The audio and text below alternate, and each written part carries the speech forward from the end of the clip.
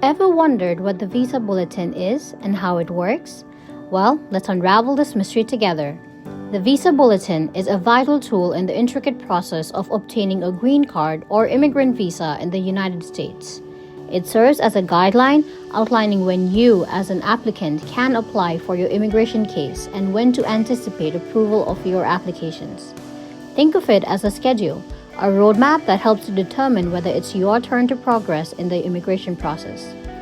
This bulletin plays a crucial role in initiating the final stage of the green card process, whether you're filing a Form I-485 with USCIS within the United States or undergoing consular processing through the Department of State overseas.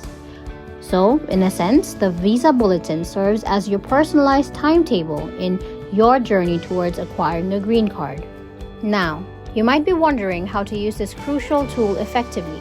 Let's break it down. First, locate your priority date from your Form I-797 approval notice.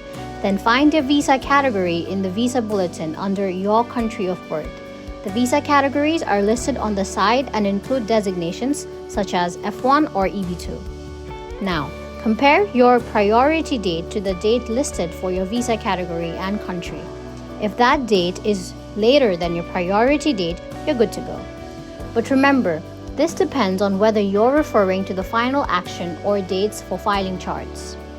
The dates for filing chart is especially important if you're filing a Form I-485. So for instance, if your priority date is October 28, 2010 and the date listed for F1 India is January 1, 2015, you can proceed with your case. The Visa Bulletin isn't static, it changes every month. So what should you do if the upcoming month's bulletin changes? Let's start with October, a key month for the Visa Bulletin. Why? Because it marks the start of the US government's new fiscal year. This means visa numbers typically move forward due to the full quota of visas being ready for distribution. But what if the upcoming Visa Bulletin changes and your priority date is no longer current? These changes can impact your application process in several ways.